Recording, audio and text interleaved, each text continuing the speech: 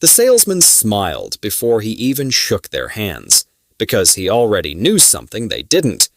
Two men were about to walk into the same dealership, look at the same exact car, hear the same pitch, sign two completely different contracts, and one of them would quietly lose over $100,000 across his lifetime without realizing it until it was far too late. The crazy part? The guy losing the money would actually feel smarter for the first few years. That's how the trap works in America. It doesn't look dangerous in month one. It looks affordable. It looks comfortable.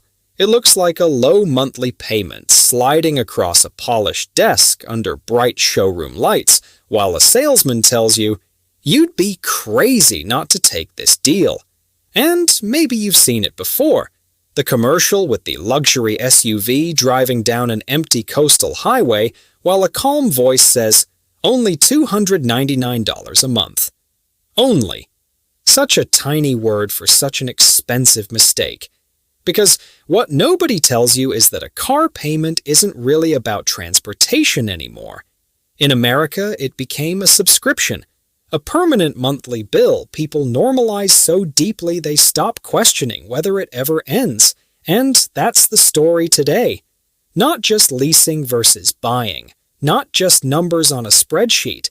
This is about why millions of Americans stay trapped financially, even while earning decent money, working full-time, doing everything they were told to do, and still somehow never getting ahead. Because buried inside one ordinary car decision is a financial pattern that quietly determines whether you build wealth or rent your lifestyle forever. My name is Andy, and this is Andy Explains Money. Let me show you the exact moment the trap begins. Saturday afternoon, busy dealership, balloons tied to pickup trucks outside, salesmen pacing the lot like fishermen waiting for movement in the water. Jake and Marcus arrive within 10 minutes of each other. Same age, same income. Both make around $55,000 a year. Both want reliability. Both want something modern enough to feel successful without looking reckless. And both lock eyes on the exact same car. A silver mid-size sedan priced at $30,000. Clean interior, big touchscreen, comfortable seats. The kind of car designed specifically for middle-class Americans trying to feel like they're moving up in life without destroying their budget. They sit at separate desks across from separate salesmen, but the conversation is almost identical. What kind of monthly payment are you hoping for? Not total cost, not interest paid, not long-term ownership, monthly payment. Because dealerships learned a long time ago that Americans don't buy cars based on price anymore. They buy them based on survivable pain. What can fit into the monthly budget without triggering panic? That's the game. Stretch the timeline long enough, and almost anything starts looking affordable. A $70,000 truck suddenly becomes only $800 a month. A luxury SUV becomes just $699. The number shrinks. The total cost disappears into the fog. Jake gets offered the lease. 36 months, $2,000 due at signing, $299 a month. The salesman leans back in his chair like he's doing Jake a favor personally. Brand new car every 3 years. Full warranty, no maintenance headaches, low payment. You deserve to enjoy your money. And Jake feels relief instantly because $299 sounds manageable, safe, adult, responsible even.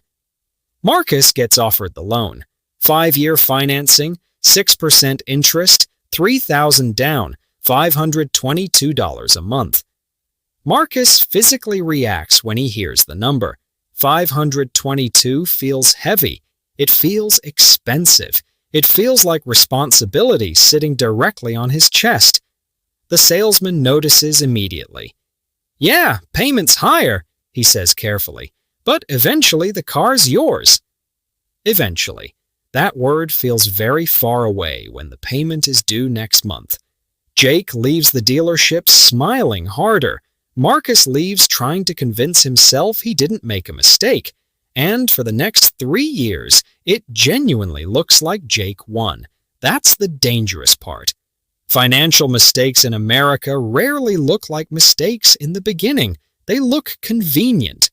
Jake's life feels smooth, effortless almost. Brand new car, warranty coverage, no repair anxiety, no weird engine noises keeping him awake at night, Googling phrases like transmission replacement cost. His payment is small enough that he barely notices it leaving his account every month. $299 gets mentally categorized beside Netflix, Spotify, and phone bills. It becomes background noise.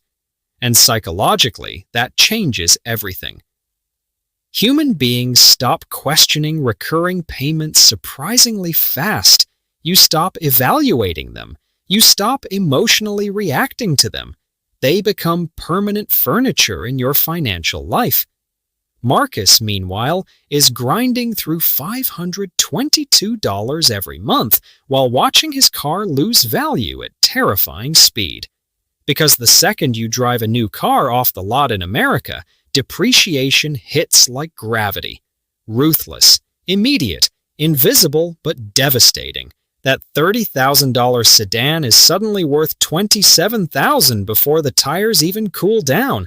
End of year 1? Maybe $23,000. Year 2? Around $20,000. Marcus checks his loan balance one night and realizes he still owes $22,000 on a car worth less than that. He's underwater. And psychologically, being underwater feels awful. Every payment feels pointless. You're pouring money into something shrinking in value while your friends with leases seem relaxed and financially flexible. Jake notices it too. Jake starts quietly believing he outsmarted the system. He's driving the same car for almost half the payment. He starts giving advice to people. Honestly, leasing just makes more sense now. And maybe you've heard someone say that exact sentence before, because short-term affordability is incredibly persuasive. America runs on short-term affordability. Furniture, phones, cars, houses, everything transformed into monthly payments. Nobody asks what something costs anymore. They ask whether the payment hurts, and if the pain feels manageable, people sign. But here's what Jake never notices during those first 3 years. Every dollar Marcus pays is slowly buying freedom. Every dollar Jake pays is buying temporary permission. That difference sounds small at first. It becomes enormous later. 3 years pass quietly, faster than either expected. Jake's lease ends. He drives back to the dealership where everything began.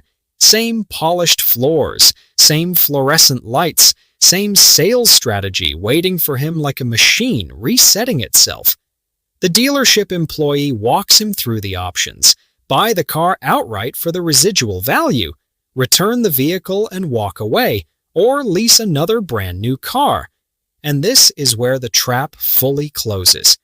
Because after 3 years of driving new vehicles under warranty with low monthly payments, most people psychologically cannot move backward.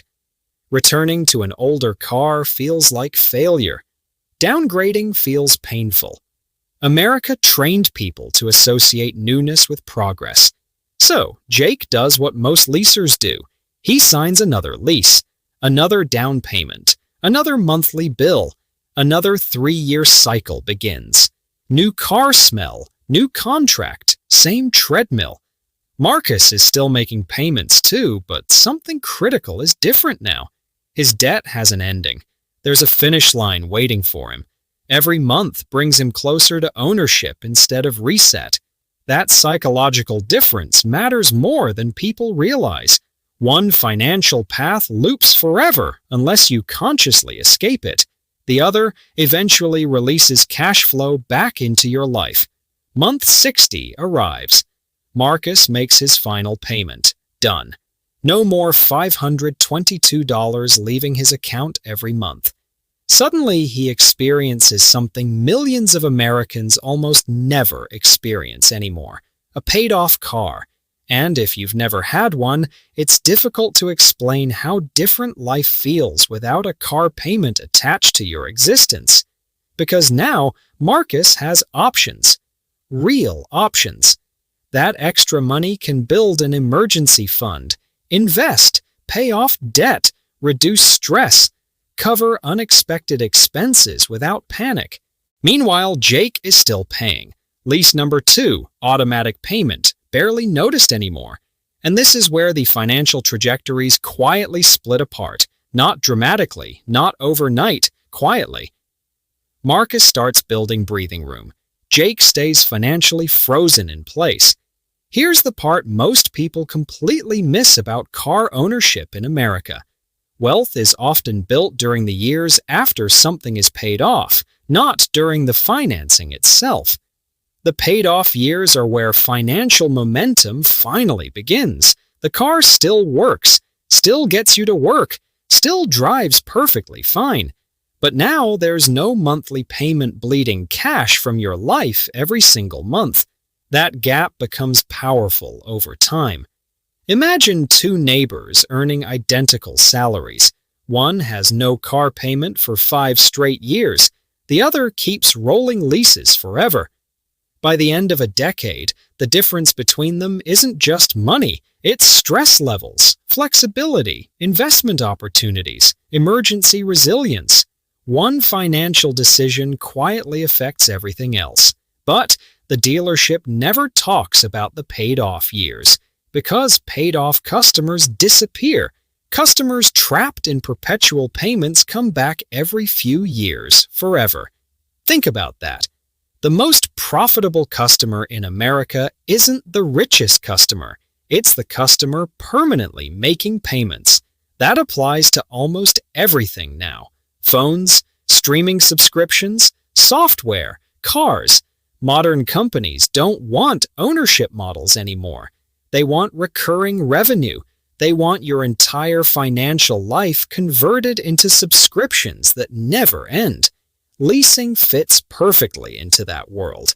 And to be fair, leasing genuinely feels amazing in the beginning. New car every few years, constant warranty coverage, no repair surprises. There's a reason luxury brands aggressively advertise leases. Because psychologically, humans love upgrading. We love novelty. We love the emotional hit of something new. America practically industrialized that feeling. But emotionally satisfying and financially smart are not always the same thing. Sometimes they move in opposite directions entirely. Around year 6, the math starts becoming impossible to ignore. Jake has now spent over $25,000 across 2 leases and owns absolutely nothing. No equity, no asset, no trade-in value, just receipts. Marcus spent more initially, yes, but now his car belongs entirely to him. Even after maintenance costs, even after depreciation, he still possesses something valuable sitting in his driveway with no monthly obligation attached to it. And ownership changes behavior. People with paid-off cars don't panic the same way during layoffs. They don't feel trapped in jobs as intensely.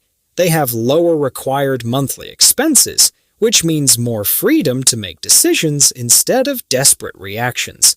That's what people misunderstand about wealth in America. Wealth isn't always luxury. Sometimes wealth is simply lower obligations. The fewer mandatory payments attached to your survival, the stronger your financial position becomes. Marcus begins noticing something strange around this time. His friends leasing newer cars constantly complain about money despite earning similar incomes. Somebody's always stressed about bills. Somebody's always delaying vacations. Somebody's always worried about unexpected expenses. Yet they're driving newer vehicles than him.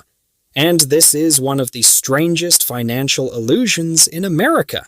Expensive lifestyles often look successful right up until you see the debt underneath them. A brand new car can mean prosperity, or it can mean someone committed future income they haven't earned yet. From the outside, those two realities look identical. That's why appearances became so financially dangerous. America built an economy where looking wealthy is incredibly easy. Actually, becoming wealthy requires patience most people never develop. Marcus drives the same paid-off sedan into year 7, then year 8. The car isn't exciting anymore. The new car smell disappeared years ago. There are scratches now, small imperfections. But every month he continues not making payments. The financial advantage compounds. Jake, meanwhile, starts lease number 3, another contract, another down payment, another cycle resetting back to 0. And here's the part nobody notices until they're deep inside the system.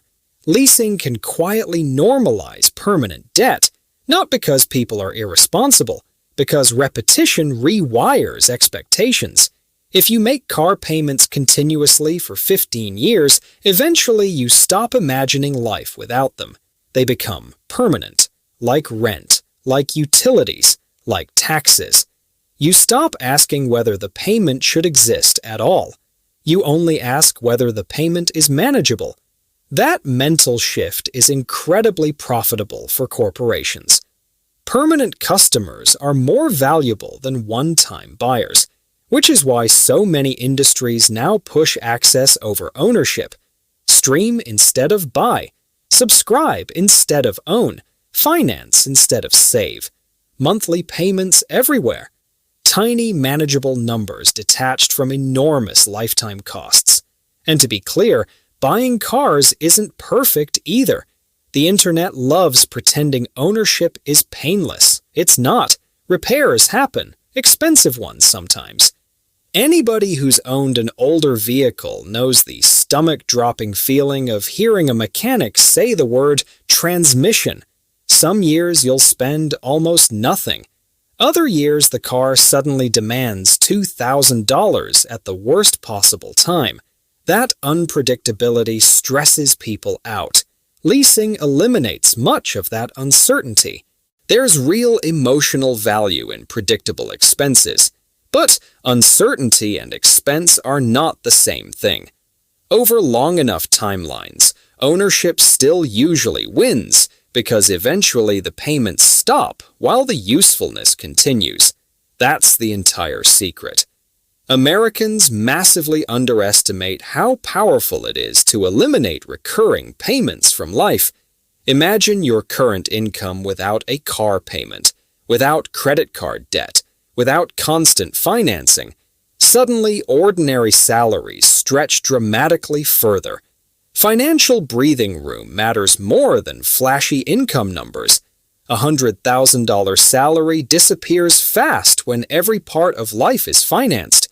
A modest salary can feel surprisingly strong when obligations are low. By year 10, Jake has spent somewhere around $50,000 leasing cars. Marcus spent less overall despite repairs and maintenance, and still owns a functioning vehicle worth several $1,000s. But, honestly, the most important difference isn't even the money anymore. It's the habits created by each path. Jake became accustomed to endless payments. Marcus became accustomed to eventually owning things outright. That mindset difference leaks into everything else financially. Houses, credit cards, investments, spending decisions, delayed gratification versus permanent consumption. And this is why the car conversation matters so much more than transportation. Cars are often the second largest expense Americans carry after housing. The way someone handles vehicle costs reveals a lot about how they approach money overall. Short-term comfort versus long-term freedom. Immediate lifestyle versus delayed flexibility. Neither feels dramatic in the moment. But repeated across decades, those tiny decisions shape entire financial lives. Now, there are absolutely situations where leasing makes sense. If you own a business and write off the expense, if you drive luxury vehicles with terrifying repair costs outside warranty, if you genuinely invest the monthly savings consistently instead of spending them. Those situations exist, but most people are not doing that. Most people lease because the payment feels easier emotionally. That's the truth nobody likes admitting. The lower monthly payment creates psychological permission. It allows people to drive cars they otherwise couldn't comfortably afford. And dealerships know this perfectly well, which is why almost every advertisement focuses on monthly cost instead of total ownership cost. Because once people emotionally attach themselves to the car, the math becomes secondary. Emotion closes deals. Numbers only justify them afterward. Think about how often Americans hear phrases like "only $400 a month" or "less than $10 a day." Companies constantly shrink giant prices into digestible emotional pieces because humans naturally evaluate affordability short-term. That tendency becomes expensive when repeated across entire lifetimes. A small monthly payment can quietly consume hundreds of thousands of dollars if maintained forever. That's not just true for cars. It's true for almost every financial subscription modern life pushes. And maybe that's the bigger lesson hidden underneath this entire story. Financial freedom rarely comes from one massive breakthrough. It usually comes from reducing recurring obligations little by little until your income finally starts belonging to you again. That's the part nobody glamorizes online because it looks boring. Driving paid-off cars, keeping phones longer, avoiding lifestyle inflation. Those decisions don't generate envy, but they generate freedom, and freedom compounds.